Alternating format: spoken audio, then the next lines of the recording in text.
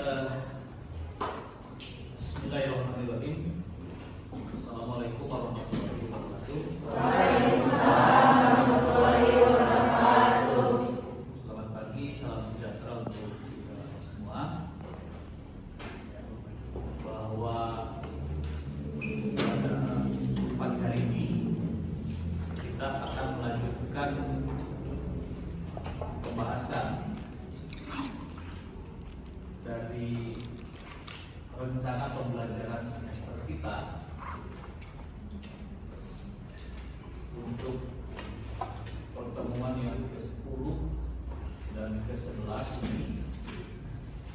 Kita akan membahas tentang partai politik dan pemilu, terkait dengan sistem kepolitikan, sistem kepartaian, dan sistem. Diharapkan ada target. Jadi pertama, saudara itu diharapkan mampu menjelaskan definisi partai politik, pemilu, dan sistem parlemen. Itu pasti ya, bahwa memang dari setiap materi perkuliahan ini, target pertama itu adalah kita dituntut untuk mampu menjelaskan tentang materi yang kita bahas, definisi pemilu dan definisi tentang parlemen. Nah, kemudian saudara juga diharapkan mampu menjelaskan bukan saja definisi, tetapi juga fungsi partai politik itu apa, gitu ya. Kemudian juga fungsi pemilu, termasuk juga fungsi parlemen.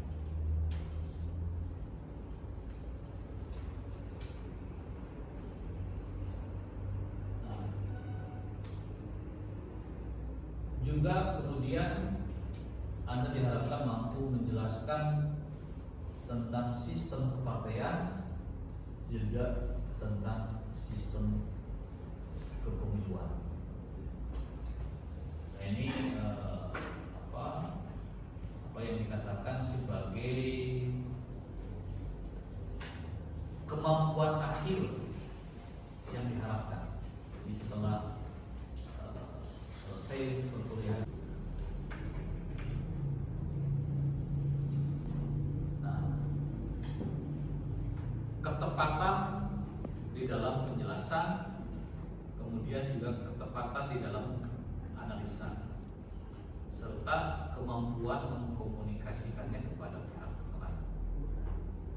Nah, itu nanti akan terlihat di dalam ujian. Karena ujiannya sifatnya menjelaskan, ketepatan di dalam menjelaskan definisi, ketepatan di dalam menjelaskan fungsi, dan tentu saja diharapkan ini ada kemampuan untuk mengkomunikasikan. Mengapa demikian? Karena mata kuliah ini di samping mendorong pada sisi keilmuan, tapi juga ada aspek aplikasinya. Jadi Anda sebagai agent of change, agen perubahan sosial, seperti yang saya selalu katakan dalam pertemuan-pertemuan sebelumnya, bahwa jangan lupa kita ini adalah mahasiswa yang memiliki fungsi untuk melakukan perubahan. Setidaknya Anda mampu mengkomunikasikan materi ini ke dalam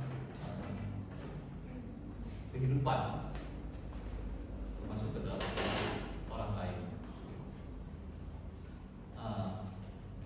Saya kira materi ini sangat aktual gitu ya, karena terutama sejak kita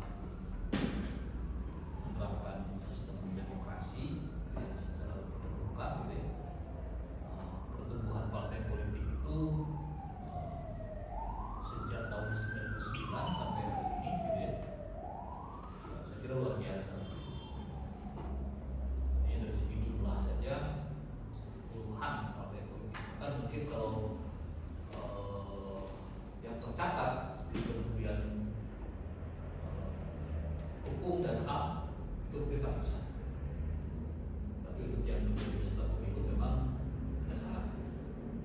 Nah, saya kira itu apa yang target pembelajaran serta sistem penilaian yang kita akan lakukan di dalam perkuliahan ini.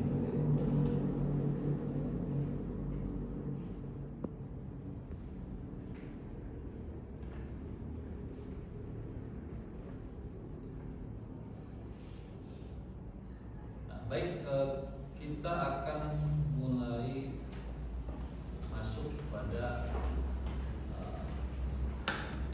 apa itu partai politik gitu ya.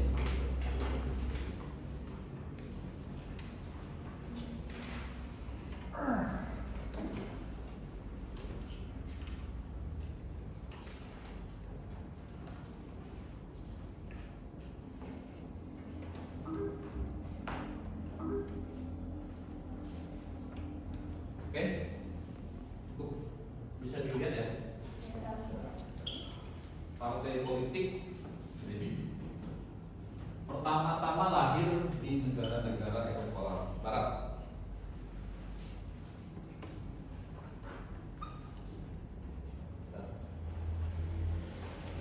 Silakan di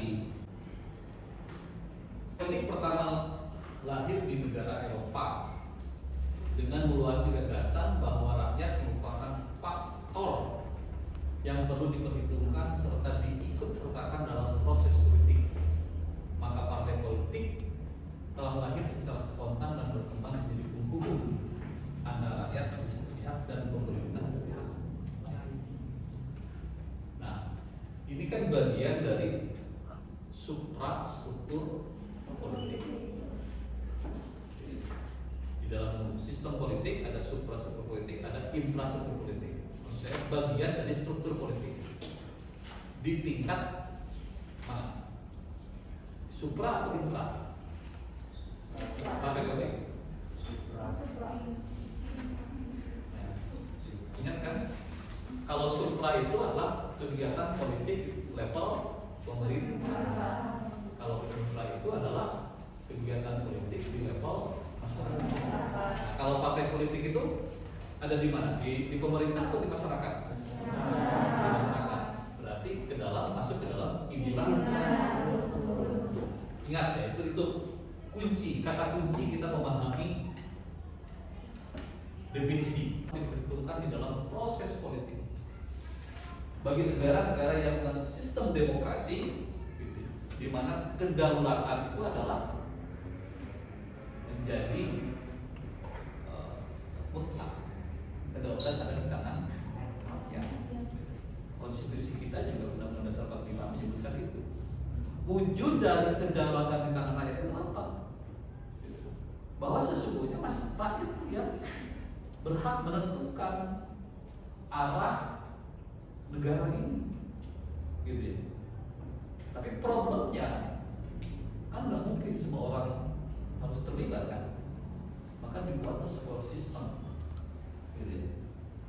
Nah, partai politik itu adalah bagian dari sistem politik di tingkat infrastruktur.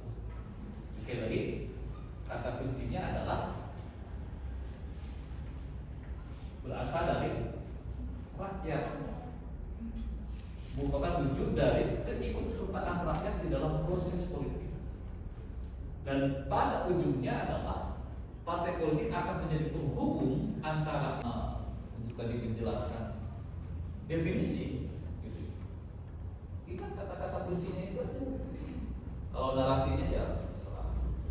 Ya. Itu yang pertama.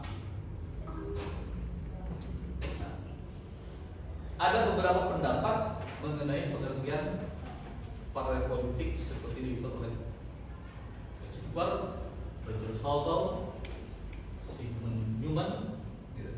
Akan tetapi secara umum dapat dikatakan bahwa partai politik adalah suatu kelompok yang terorganisir, gitu ya, yang anggota-anggotanya mempunyai orientasi, nilai dan cita-cita yang sama. Gitu. Adapun tujuan dari kelompok ini adalah untuk memperoleh kekuasaan politik dan berebut kedudukan politik, biasanya dengan cara konstitusional untuk melaksanakan kebijakan atau kebijaksanaan. Ya kan sih tetapnya gitu. Nah itu yang saya katakan bedanya, artinya memposisikan kader-kadernya dalam jabatan-jabatan politik. Jadi presiden, jadi MPR, DPR, kepala daerah, bupati, gubernur, DPRD. Itu fungsi partai politik. Jadi kelompok penekan, kelompok kepentingan ya sebesar apapun organisasinya. Katakanlah misalnya kalau kita lihat di kita kelompok kepentingan yang besar itu ormas-ormas besar, misalnya katakanlah misalnya MU, Muhammadiyah, Persis, apalagi banyak lah ya. Sebesar apapun organisasi itu, anggotanya banyak, strukturnya misalnya sudah menyebar ke seluruh negeri, gitu ya. Tapi satu hal, mereka nggak bisa ikut pemilu, nggak bisa mendudukan orang-orang di dalam parlemen, gitu ya. Nggak bisa mencalonkan di dalam pilkada, di dalam pemilihan presiden, gitu ya. Tapi yang berhak itu hanyalah partai politik. Makanya ada kecenderungan, gitu ya. Walaupun mungkin ini secara samar-samar gitu ya, bahwa kepentingan politik kelompok-kelompok penekan atau kelompok-kelompok itu biasanya disalurkan melalui partai politik. Kita bisa mendengar bahwa ada kedekatan antara PKB dengan NU misalnya kan ya, ada kedekatan antara PAN dengan Muhammadiyah. Walaupun saya kira kalau ditelusuri didalami pasti akan sulit ketemu titiknya gitu ya. Tapi ya opini publik mengatakan sudah seperti itu gitu. Nah, kenapa? Karena tadi kelompok penekan, kelompok kepentingan sebesar apapun nggak bisa mendudukan orang-orang ke jabatan, tetap harus melalui partai politik. Nah itu hal yang kedua, gitu. Pengertian definisi yang kedua dari partai politik.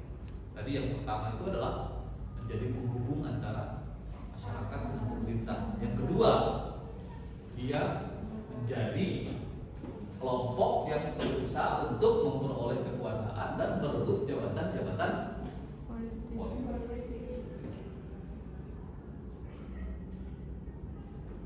Nah, dari sisi klasifikasi, gitu ya, ada partai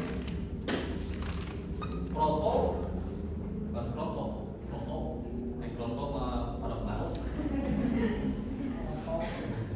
Partai proto, partai kader, partai massa, partai diktatorial, dan partai catch all. Mari kita lihat satu-satu apa itu partai proto. Atau nanti akan terbahasnya sendiri. Kemudian dilihat dari segi jumlah dan fungsi anggotanya, ada partai massa, ada partai kader. Partai massa itu partai yang mengutamakan kekuatan berdasarkan keunggulan jumlah anggota. Mengumpulkan anggota sebanyak-banyaknya. Kalau ada partai asas atau partai ideologi. Partai ideologi itu partai yang lebih mementingkan dukungan dan kesetiaan anggota terutama dalam pemilu. Sementara partai asas adalah partai yang program-programnya atas dasar ideologi. Jadi memang kalau berbicara ini, gitu ya, jadi partai asas, partai ini kan kita lihat misalnya dari partai yang ada itu, yang ada kenal, jadi memang satu sama lain itu harus bisa dibedakan dari sisi asas dan sisi ideologi. Jadi kalau kita klasifikasikan ke dalam 3 kelompok misalnya gitu ya, ada kelompok nasionalis yang berideologi nasionalis, ada kelompok agamis gitu ya, yang berasaskan kepada agama gitu ya. Kemudian ada yang yang tengah gitu ya, tidak terlalu ekstrim ke agama tapi juga jadi mix gitu ya. Nah sesungguhnya partai politik itu harus bisa diidentifikasi dari sisi dari ideologinya. Kira-kira partai ini kecenderungan ideologinya kemana? Ke agamis, harus punya daya untuk bisa menganalisis itu. Tapi saya tidak masuk ke situ ya. Artinya silakan aja ada analisis sendiri gitu. Tapi setidaknya dari segi orientasinya partai politik itu ada dibedakan antara partai lindungan dan partai asas untuk partai itu. Nah, kalau dari sisi sistem kepartaian itu dapat dibedakan ke dalam sistem satu partai, gitu ya. Gitu. Kemudian bipartai dan multi partai. Kalau sistem satu partai itu ya partainya hanya satu. Apa ada? Ada. Gitu ya. Di Cina misalnya RRC di kerajaan Cina itu partainya cuma satu, partai komunis dulu di negara yang sebelum berubah di Soviet. Sekarang bertaruh gagasan, bertaruh ide, berebut kekuasaan, berusaha untuk duduk dalam jabatan semata-mata untuk gitu ya, mewujudkan program-program berdasarkan ideologi. Dan ideologi itu penting gitu. Bagi sebuah partai politik itu karena itu menjadi landasan cita-citanya. Partai nasionalis, partai agamis tentu memiliki pendekatan yang berbeda dengan dalam upaya untuk mensejahterakan masyarakat, gitu ya. Nah itu penting sehingga kita, gitu ya, kita sebagai apa istilahnya voters, pemilih, gitu ya, masyarakat memiliki kemampuan untuk menilai. Nah, sebagai contoh misalnya yang suka ekstrim itu di Amerika, gitu. Antara partai publik dengan partai Demokrat. Gitu. Konon katanya kalau di Amerika itu dari orang-orangnya juga udah bisa dibedakan. Oh ini pasti orang itu bisa dibedakan. Ini orang partai publik, ini orang partai Demokrat. Gitu. Karena apa? Karena begitu kontrasnya secara ideologi, gitu ya. Mestinya kan idealnya begitu, partai politik harus begitu. Jadi kita itu akan memberikan mandat kepada partai politik untuk mengelola negara ini berdasarkan tingkat kebutuhannya. Gitu ya. Misalnya ketika situasi krisis seperti ini, gitu ya. Nah, barangkali kita punya pemahaman, pemikiran berdasarkan pengetahuan yang kita punya bahwa partai politik mana yang cocok untuk memimpin negeri ini pada situasi yang krisis gitu. Nah kalau di Amerika itu gitu ya, katanya kalau Republik itu konservatif orangnya, gitu ya. Kalau Demokrat itu makanya sejarah perang invasi Amerika ke negara-negara itu dilakukan pada masa-masa pemerintahan oleh partai Republik. Gitu ya. Dan penarikan pasukan dari wilayah-wilayah konflik biasanya dilakukan oleh presiden-presiden dari partai Demokrat. Karena Demokrat itu tidak terlalu suka perang, gitu kan. Jadi menyelesaikan masalah itu bukan dengan cara perang. Nah itu kan pendekatan. Gitu. Ya tergantung kebutuhan saja. Kalau memang hari ini kebutuhannya untuk berperang, ya perang aja kan gitu kan. Tapi misalnya kebutuhannya hari ini untuk tidak berperang, nah itu sebenarnya partai politik itu mesti bisa dibedakan sampai ke sana, gitu. Nah, apakah kita sudah sampai ke sana? Kembalikan kepada Anda. Jadi jangan hanya melihat partai politik itu dari warna bajunya aja beda-beda. Ada merah, kuning, hijau, langit yang biru. Gitu ya. Nah kemudian harus mampu menjadi penghubung, mengagregasikan. Kemudian partai politik juga memiliki untuk sebagai point of reference para pendukung dan pemilih. Jadi memberikan masyarakat sebuah kunci untuk interpretasi seluruh demokrasi. Ya, ya tadi mereka itu menjadi penyambung, penghubung, bahkan yang menjadi pemecah problem masyarakat. Jadi kalau masyarakat punya problem, partai politik hadir. Kenapa? Karena mereka berada dalam lingkaran pembuat kebijakan.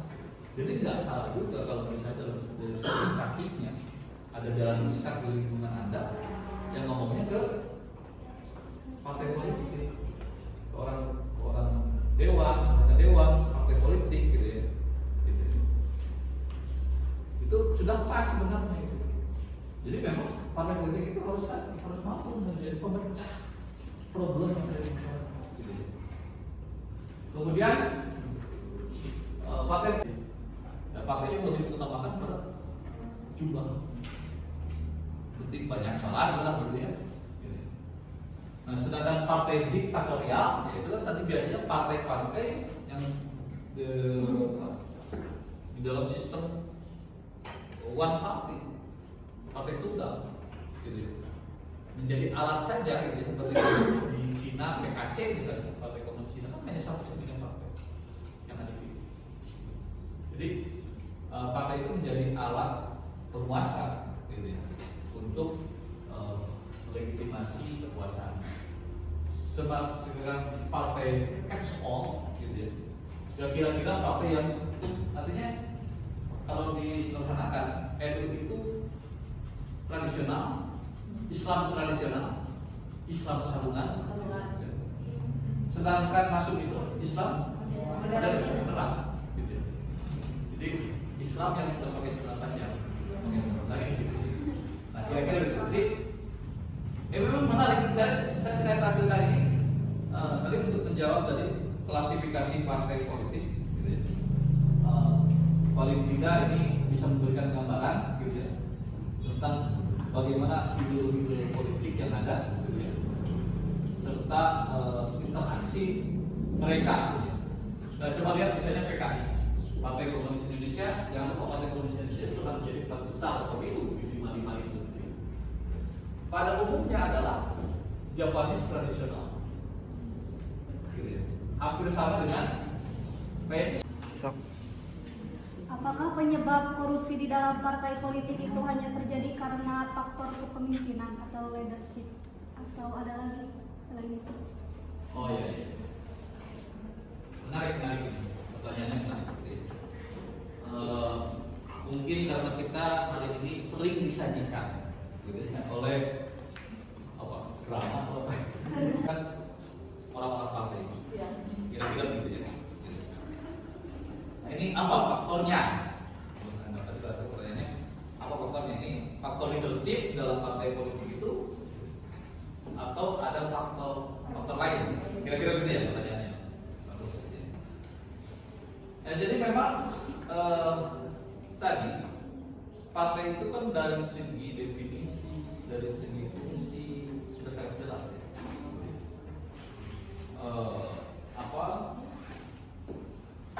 Sebagai penghubung kepentingan masyarakat dan pemerintah.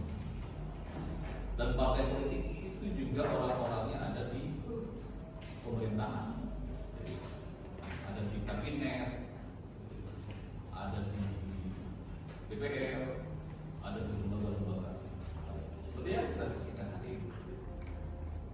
Jadi kalau pertanyaannya tadi, apakah faktor leadership, gitu, bisa jadi. Karena begini, sebuah partai itu kan organisasi, partai itu organisasi kan. Kalau ada belajar teori organisasi, gitu ya, karena ini wadah berhimpun orang-orang, gitu. Dan tentu di dalam wadah itu ada manajerial. Kita sebagai orang administrasi tentu paham itu. Gitu ya. Nah, maka di dalam prinsip-prinsip administrasi dan manajemen, inti dari administrasi itu apa? Manajemen. Inti daripada manajemen itu apa? Itu fungsi. Inti daripada manajemen itu adalah leadership. Dan inti dari kepemimpinan itu apa? Decision making, mengambil keputusan. Jadi kalau melihat ini, kalau terhubungkan dengan karena partai politik itu organisasi. Jadi kalau kita hubungkan dengan itu, bisa jadi faktor leadership. Saya tidak tahu, saya belum juga bekerja, tapi dari cerita misalnya di Korea Utara, Kim Jong Un, Anda tahu Kim Jong Un? Apa yang Anda bayangkan tentang Kim Jong Un? Rambutnya yang putih. Rambutnya pusing gitu ya. Kalau saya sih, ini juga sama dengan Cina, partai Tunggal. Dan dengan cara itu orang menjadi disiplin, takut. Tapi juga kalau takutnya berlebihan. Jadi kalau misalnya tadi kembali pada pertanyaan Anda itu, apakah faktornya? Saya menduga saja. Mungkin karena nggak ada leadership yang kuat di dalam partai itu, nggak ada disiplin partai, maka orang bisa berbuat apa saja. Bahkan kadang-kala dia bekerja untuk kepentingan partai yang perlu diperhitungkan. Maka partai politik telah lahir secara spontan dan berkembang di hukum antara. Jelaskan maksud hukum dalam tersebut. Uraikan klasifikasi partai politik. Nah, ini menjadi tugas yang Anda tulis saja, tulis tangan saja. Nanti dikumpulkan di pertemuan yang Anda. Di pertemuan kita dia membahas tentang materi tentang partai politik dan sistem kepartaian. Memang masih banyak hal yang perlu disampaikan sesungguhnya, tapi dengan cara belajar orang dewasa, Anda diharapkan aktif mencari hal yang tadi sudah disampaikan di dalam RPS terus dari pembelajaran. Tadi kan definisi tentang partai politik, definisi tentang pemilu, yang pemilu ini ya belum sempat saya ingat itu. Coba dicari, nanti kita diskusikan untuk karena sesungguhnya memang ini untuk 2 kali pertemuan. Jadi pertemuan minggu depan kita bahas soal pemilu. Saya kira untuk hari ini saya cukupkan sekian.